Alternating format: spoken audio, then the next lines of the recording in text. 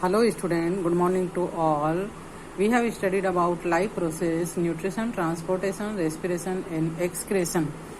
Due to evolution, the development of such fundamental arrangement in the bodies of several multicellular organisms, elaborate systems of membranes, reactions, sites, tubes, etc.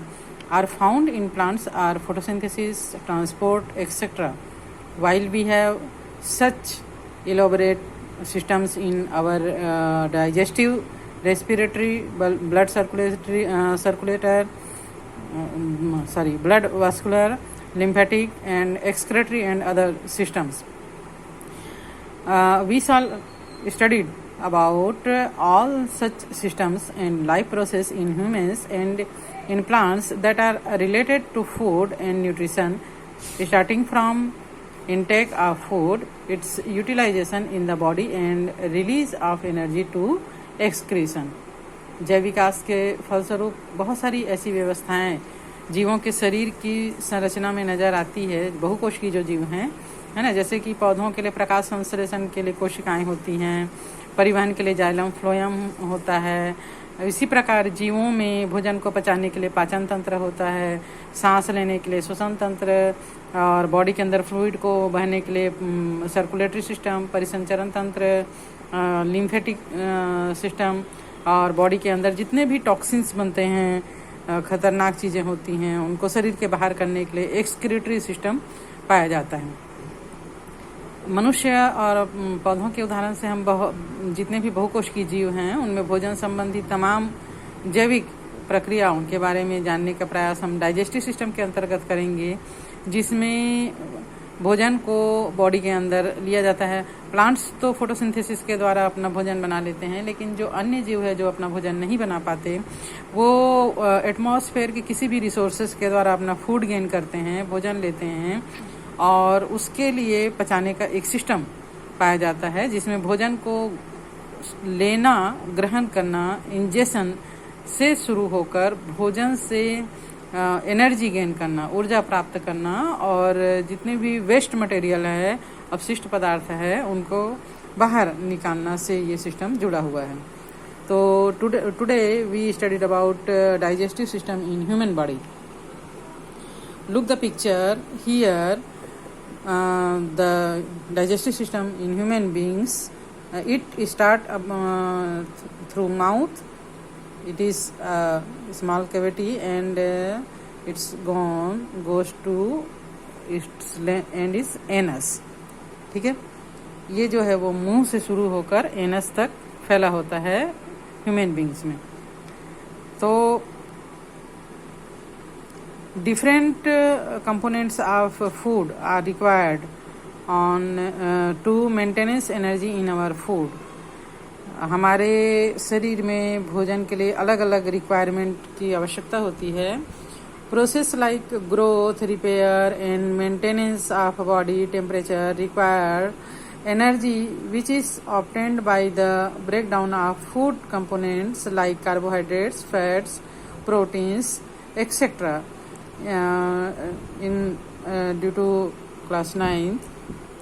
During class 9 you have studied about food material, carbohydrate, fats, protein, vitamins and minerals is essential for our body.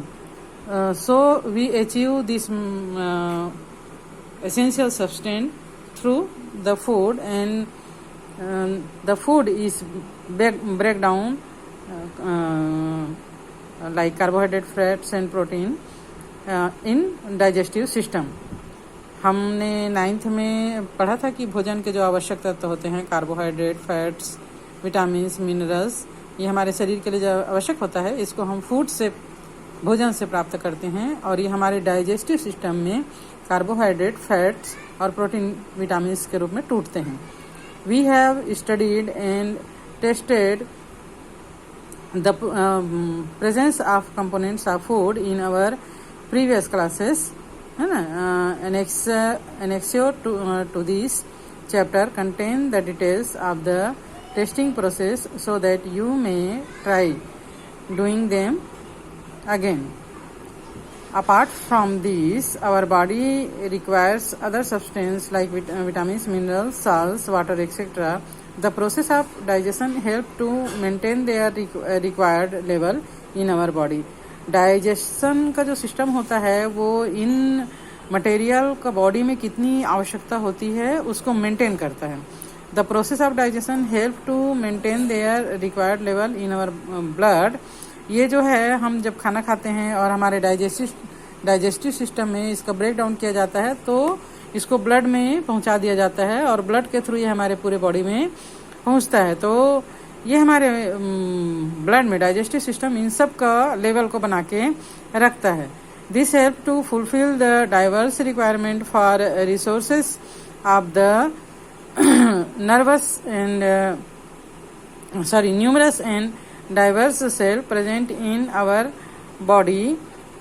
Sugar is type of carbohydrate is required by most of the cells in our body. हमारे body में इनका जो requirement है उसको maintain करके इनसे जो भी काम लिया जाता है उसको डाइजेस्टिव सिस्टम ही हेल्प करता है. जैसे शुगर हमारे बॉडी के लिए कार्बोहाइड्रेट हमारे बॉडी में शुगर के रूप में होता है और हमारे मैक्सिमम सेल्स में एनर्जी के रिक्वायरमेंट के लिए शुगर ही आवश्यक होता है, एसेंशियल होता है. Sugar level are thus maintained in our body. Fall in the level of sugar simultaneously transmission of a signal to the brain.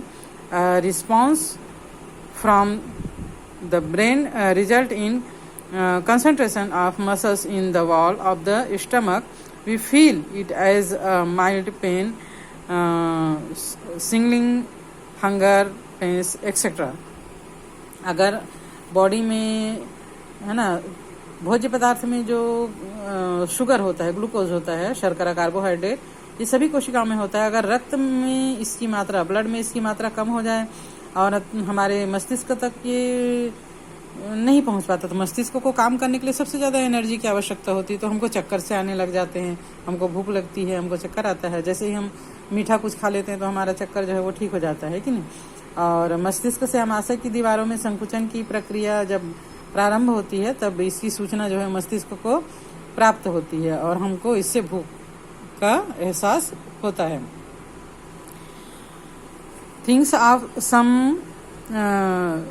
situations that make you feel hungry. What happen when the sense of favorite dish reaches you. हमको इसके अलावा और कब कब भूख लगता है? जब हमारे सामने मनपसंद हमारा खाना होता है या कहीं से खाने की अच्छी सी खुशबू आते रहती है तब भी हमको भूख का एहसास होता है कि नहीं. Our digestive system mainly consists of a tube like this tube-like structure and extending from mouth to anus. Mouth से स्टार्ट होकर एनस तक होता है. called as the digestive tract or gut. ये पूरा जो है वो digestive tract या gut कहलाता है. Different region of this tube have different names, है ना. डिफरेंट रीजन में ये ट्यूब को डिफरेंट नेम से जाना जाता है. Due to structure and functional variations in them. इनका स्ट्रक्चर और फंक्शन के आधार पर इनको अलग अलग जगह पे अलग अलग नाम से हम जानते हैं. ये क्या क्या है? The wall of the tube are folded in layers. इस ट्यूब का जो वॉल होता है वो बहुत ज़्यादा फोल्डेड होता है ताकि हमारे द्वारा जो खाया गया खाना है, फूड है, उसका डाइजेशन अच्छे से हो सके. Somewhere the folds are numerous, long and dense, as in the intestine. Somewhere is it's suture-wise, as in the tube between mouth and stomach.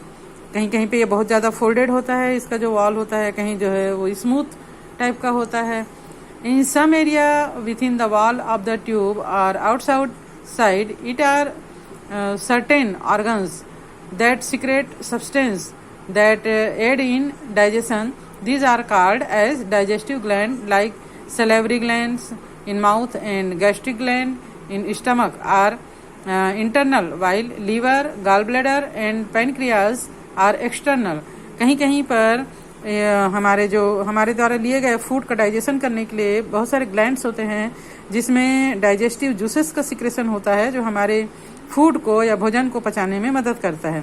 जैसे हमारे मुंह के अंदर सलेवरी ग्लैंड पाया जाता है, लार ग्रंथियां पाई जाती है, जो हमारे मुंह को हमेशा गीला रखती है, भोजन को चबाने में मदद करती है और भोजन को निगलने में मदद करती है।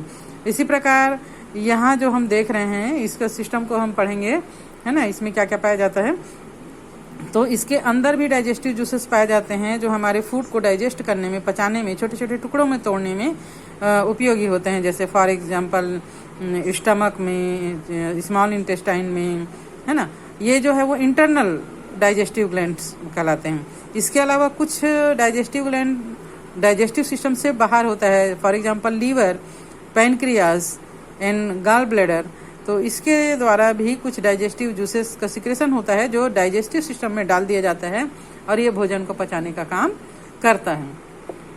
Secretion from these glands as well as from certain other cells of the wall of the digestive tubes help in the process of digestion। तो ये इन सब का जो सिक्रेशन है वो भोजन को डाइजेस्ट करने में हेल्प करता है।